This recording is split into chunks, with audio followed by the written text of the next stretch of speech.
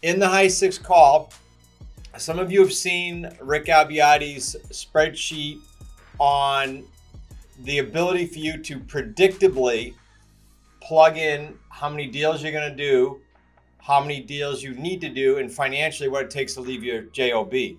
Even if you don't presently have a plan to leave your JOB and you just want to do deals, the spreadsheet you're about to see and what we did live is going to be super helpful because it's just for projection reasons as well. So enjoy this. And what I'd like to know after you watch it, reply with your biggest takeaway.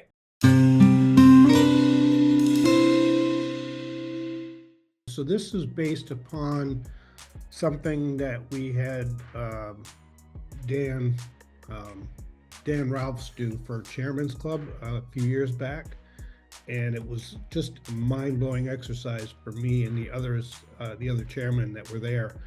But basically what we did is we took the large stickies that go on the wall and plotted out what we want our businesses to look like 3 years down the road. And based upon our mission and our goals. So you want to look at your team, what you want your team to really look like. And this is divided up into 3 sections. And you've got your deals here.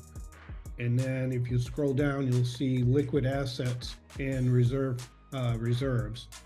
You put that in there. And then down at the bottom is all of your income and personal expenses and whatnot. And I'll get into that in just a minute. So if you know your payday, your average paydays, you can put them in here. Otherwise, use your average home price in your area. In this case, we're going to use 450,000. Actually, David, what's your average home price in your area? Yeah, let's start filling him in. Average is 293. Okay. Rick, are you okay if these guys ask as you go? Yep, absolutely. Okay. So you guys, if you don't get what's happening, please just yell in while Dave does the exercise with Rick.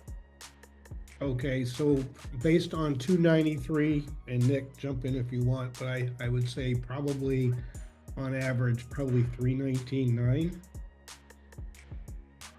that you take it to market for. I have nothing to add. You are inside my head. Okay, I'll be quiet then. So based on that, that's going to give you your payday 1. And again, if you've got 3 or 4 or 5 deals, you know what your average paydays are. So we're going to use an average payday 2 of $250 and an average payday 3 of $35.5. Rick, let me say something.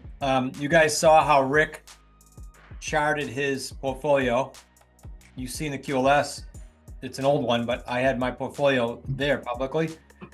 You should be every deal tracking your running average for this reason. You might eke out a little more because you know this is happening, right? And you can leave your job early or, so just be aware of what your averages are as you get going past your second deal. Go ahead, Rick. All right. Now, if you have upgrade fees from upgrading to high 6, or if you upgraded to chair or president's club or whatever, you can put down if Chris worked an additional deal split with you, or if you have a payment plan, that would go down below. But basically what would happen is, let's say you had 30,000 into there, and let's say it was an additional 15% on a deal split. What that will do, if you look at Jane, it puts it in this right-hand column here. And as you have deals, it'll show the pay down on that. And then the time frame is allotted, or you just figure out as you go, Rick? Yep. Okay. And of course, if you have a payment plan, that goes down in the expenses section where I did it. The other part up top here, example 3, or business scaling, team vision.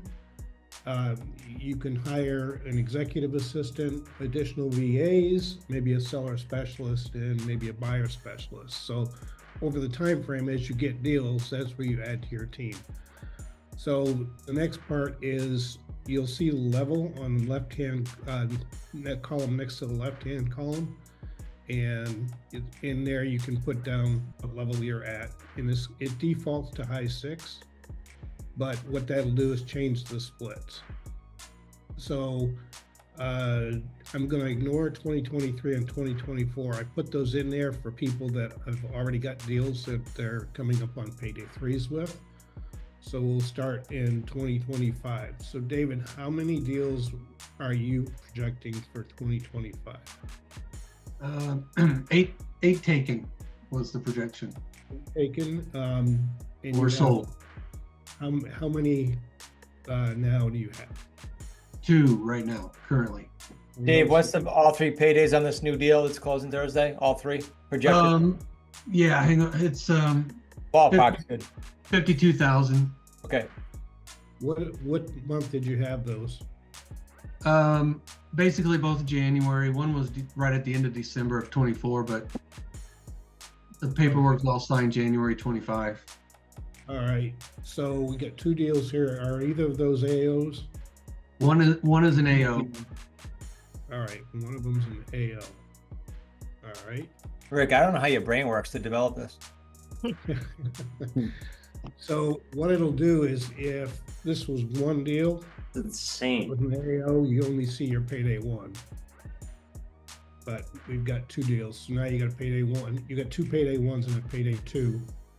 So you can see with high 6, the split that goes to Smart Real Estate Coach and what you're left with.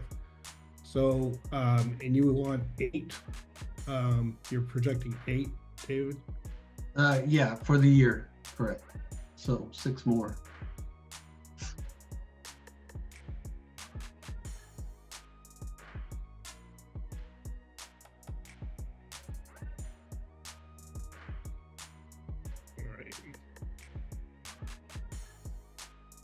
All right, so that is 8, correct?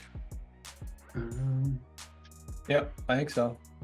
Okay, now on these 2 that you have, do you have your payday 3s? The payday for both of them, or just the AO, or both? Well, the AO, you won't have a payday 3, Okay. but the other one, do you have the payday 3 on it? Yeah, I gotta pull it open here. Hang on just a second. So this assumes that payday 3 is going to come 24 months later. So whatever that is. Is your payday 2, Dave, roughly 250? Better, worse? What? On the lease purchases, I would actually be worse because it's a higher dollar thing. So it's going to be like I think it's going to be like a negative 200. I think is what it works out to be roughly. On just the first deal, Rick. Leave the other ones average. Okay. This will let everybody see the point. So let's put minus 250. Yeah, I would say just to be conservative. I don't. Well, don't you guys, you and Nick, know the answer to that? You're closing Thursday. What's the payday 2? Is it negative? No, Or it's is an it... AO, Dad.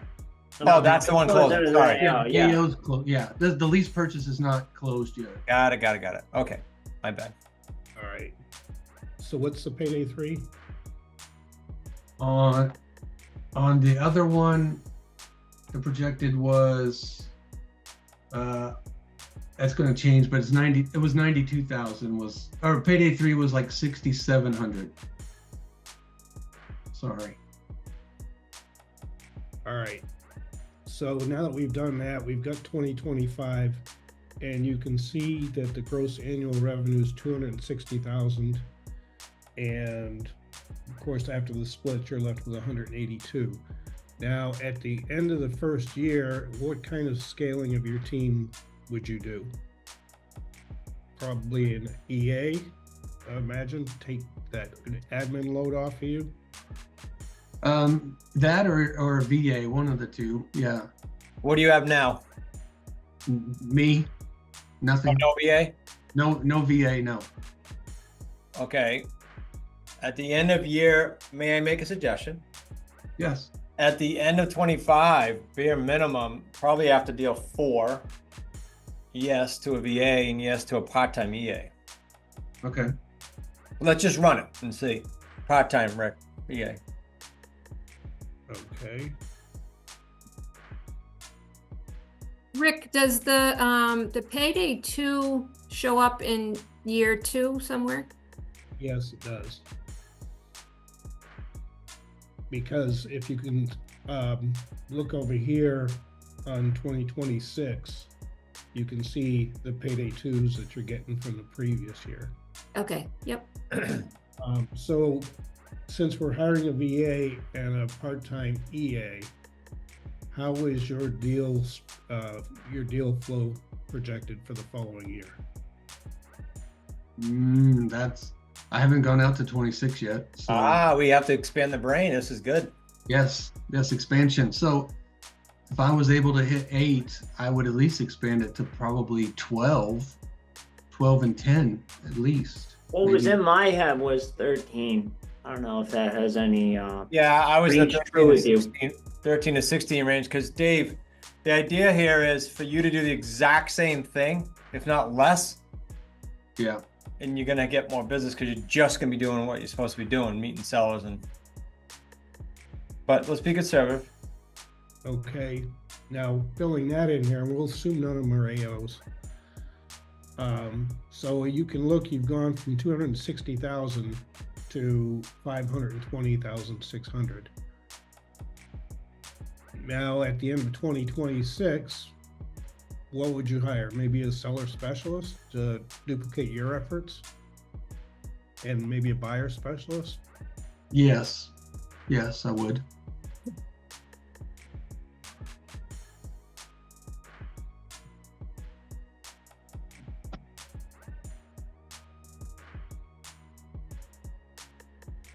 Okay. So I- 20, Before you go on, I have a quick question. The seller specialist and the buyer specialist, are they VAs as well? no. So they're hired locally. They're your employees now. Yeah. Okay. Yeah.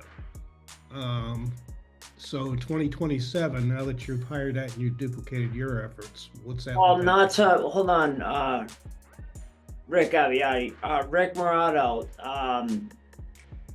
The part of this, though, they wouldn't necessarily have to be employees because when Zach and I first came into the business, we were only paid on per deal.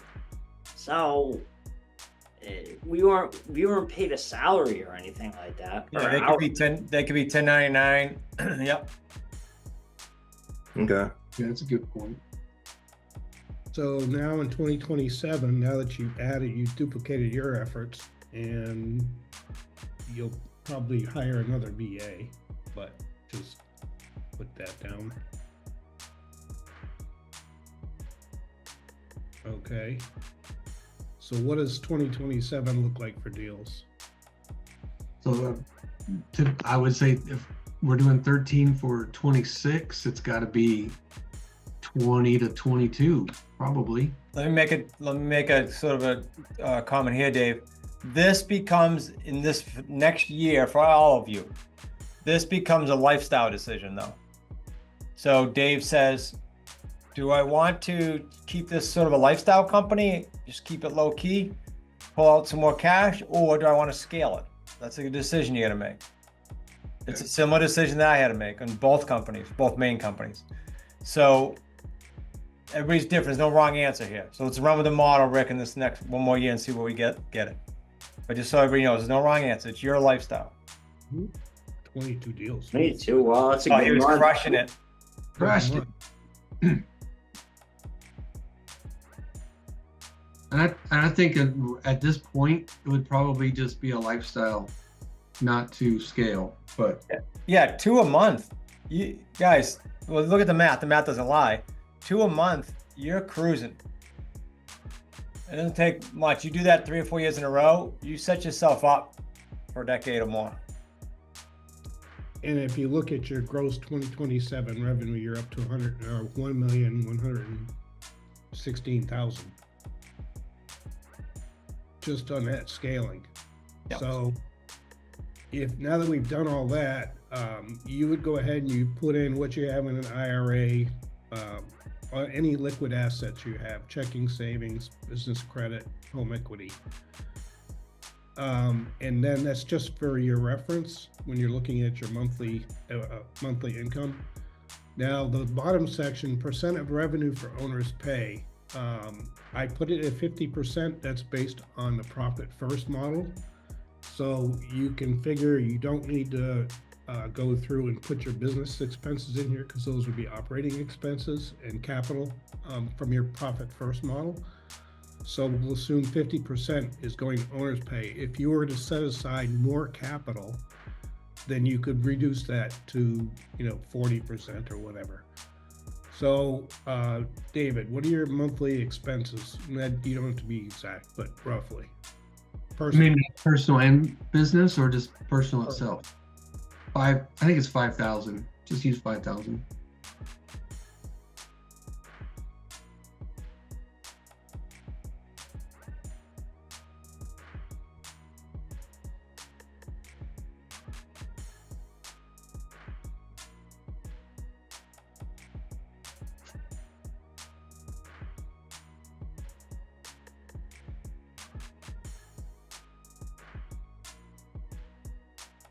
Okay. So now, if you were to have a payment plan on any upgrades, you'd put that in the months that they were due. So looking at this right here, you can see that if you look in the bottom line, that's your savings account. And you can see that building up. And actually, it doesn't go negative at all with that based on those deals. And you can see some of the months you do have a negative because you don't have deals every month on your what's left at the end of that month, but because of the previous month or the previous month's buildup, you're covered for that. So at any point here, you could essentially in December 2025 leave your W-2. No pressure, Dave. Yeah, no problem. Zero pressure. But if you look at that at the end of 2027, your savings has jumped up to $758,000. That's if you don't buy the Lamborghini. So you might have some built-ins in there. But I'm okay with no Lamborghini. That's Good. That's okay. Land Rover. Airplane, that's a different story. yeah. Okay, Dave, helpful? Yes, very helpful. How about everyone else? Can you scroll back down to where you just were there? So Deb's getting excited here. let's see, the total savings, that's from the 50%, Yes. okay. And then the line above it, the surplus, is that like your business bank account kind of a thing? Is that what that's? No, the surplus is what you're after you pay yourself and you take out your personal expenses. And if there's a payment plan, then that's what remains that month. Deb and Rick, I should make sure I'm clear because I think you answered differently. The owner's pay is paying Dave. Right. Total savings is what's left after the surplus and after any negative from no deals. He's still left with the surplus, Deb. Oh, so it doesn't show me the 50%, let's see, total. That's line one, owner's pay. Oh, okay, I'm sorry. That's the 50% of what we put up at the top. So Yeah, okay, On the months he did a deal. cool. Cool. So with an EA and a buyer specialist, seller specialist, are you assuming that they're going to be working remotely or that you're going to have a physical office? They could be working from home. They wouldn't necessarily have to be in an office because then you got office expenses, but. Right.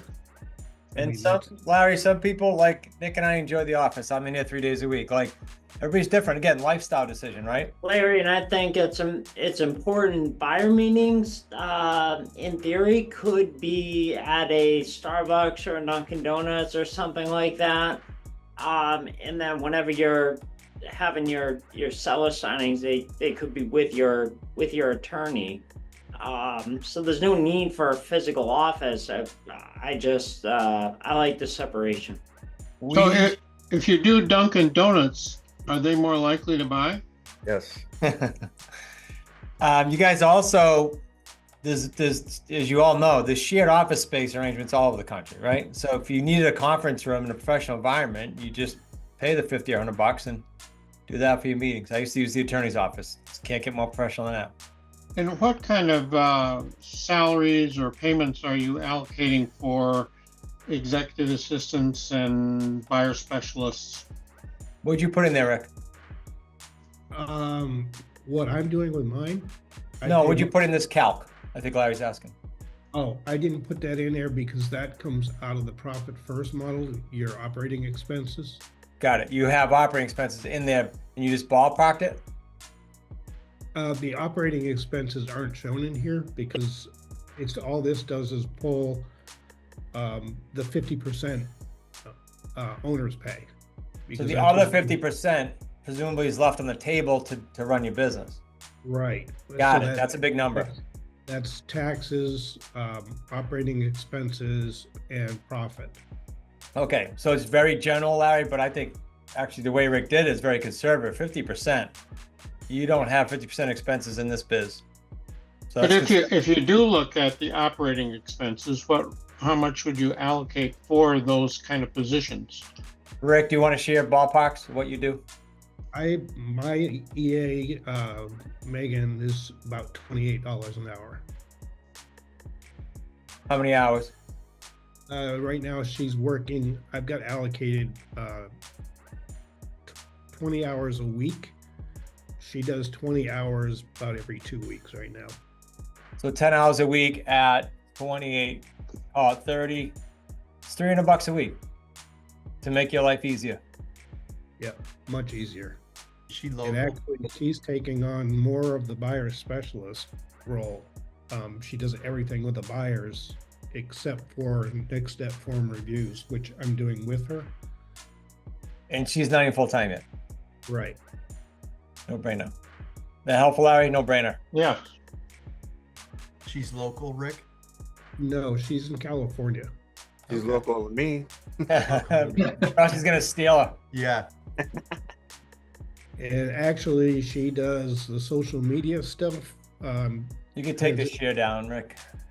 Yep, I'm transitioning her to contracts when I get more deals, and she takes all the metrics from the VAs and tracks all those. Yeah, that's really cool. And how much time are you allocating for your VAs? My VAs, I have 2 VAs, quite accidental, but I have 2 VAs at 15 hours a week. So that's $360 a week. Larry and everybody, when you get to the next and the next and the next point, we'll look in with the benefit of hindsight. That's what I do with Rick and say, here's what's next. Here's what you should think about doing. Then it's your call whether you want to pull the trigger or not. Rick screamed and cried a little bit, but he did it. Well, I think the interesting thing about Dave's example that you went through, Rick, is in 2025, while it's still Dave, for as long as it's just Dave, that is very conservative at 50% operating because it's really just him, and maybe he brings on a VA at some point, but so those numbers are only better in 2025. Right. That's a lifestyle year. Put it away, yeah. And you can see in the model when you get to 2027, the payday 3 start kicking in, it just launches it. Yeah. This is really, really good, Rick. I love it. Yeah, thank you, Rick. Everyone should thank you saw the detail that went into that. He probably did it in like 10 minutes, but it'd take me 13 years. It looks like it. Very impressive. Rick, all kidding aside, that's awesome. Thank you. That'll be an ARC, and then we decided to put it in the QLS as sort of a next step module so people could see the big picture. So that's what it'll be in both those places for you guys. Yeah, Yep. good stuff. When Dan ran this by us, and I based it upon 1 deal a year and then growing the team and getting 2 to 3 deals a month, it went up to like $2.2 million. And I was just poof. Yeah. Then he stopped worrying about his health insurance and left. True story. So a niggling little point here. For your VAs, are they dialing out of REI BlackBook or some other dialer? Yeah, mine are. Mine does too, Larry. You should, if that's what you've got set up. Okay. Can those be dialing at the same time? So when you have two VAs Yeah. okay. May I ask, how did you find those? Was it Indeed or? No, David. Dials? David. VAs. Yep. I use David. Just He's on. Who's David? yeah, Bjorn, just Okay. ask Kelsey. Or does someone have the email right now for Bjorn? I'll get it. Thank Okay. you. Everyone just chill. Because they're trained on creative, you guys. I had a strategy call this past week, and the guy goes, "Oh, when you get on a strategy call and they know everything, but they don't know anything." He said, "No, I know. You just hire these VAs for like $3 an hour in the field." I said, "No, we pay them good money, but they know creative, so it pays you. The rest of them just know how to do dials and try to do it for wholesalers and flippers. These are different." Yeah, my VA has been with me in a couple months. She'll have been with me for 3 years. And she went on maternity leave. And when she did, another VA, Mitch, came in.